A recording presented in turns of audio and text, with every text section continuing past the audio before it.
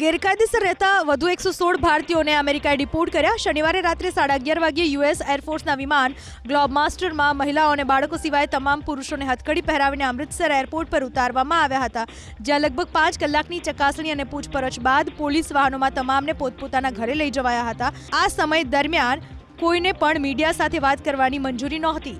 અમેરિકાથી આવેલ ભારતીયોમાં 65 પંજાબના, 33 હરિયાણાના, 8 ગુજરાતના તો યુપી, ગોવા, મહારાષ્ટ્ર, રાજસ્થાનના 2 નાગરિક છે, જ્યારે જમ્મુ કાશ્મીરના 1 નાગરિક છે। 116 પૈકી 8 ગુજરાતીઓનું આજે વહેલી સવારે અમદાવાદ એરપોર્ટ પર આગમન થયું હતું, જેમાં ધવલ લુહાર, रुद्र लुहार, मिहिर ठाकुर, धीराज पटेल, कैनिस चौधरी, आरोही गोस्वामी, दीपकपुरी गोस्वामी और पूजाबेन गोस्वामीनो समावेश थाय छे।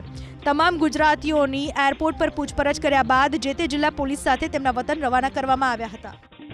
ગેરકાયદેસર રહેતા વધુ 116 ભારતીયોને અમેરિકાએ ડિપોર્ટ કર્યા। શનિવારે રાત્રે 11:30 વાગ્યે યુએસ એરફોર્સના વિમાન ગ્લોબમાસ્ટરમાં મહિલાઓ અને બાળકો સિવાય તમામ પુરુષોને હથકડી પહેરાવીને અમૃતસર એરપોર્ટ પર ઉતારવામાં આવ્યા હતા, જ્યાં લગભગ 5 કલાકની ચકાસણી અને પૂછપરછ બાદ પોલીસ વાહનોમાં તમામને પોતપોતાના ઘરે લઈ જવાયા હતા। આ સમય દરમિયાન કોઈને પણ મીડિયા સાથે વાત કરવાની મંજૂરી નહોતી।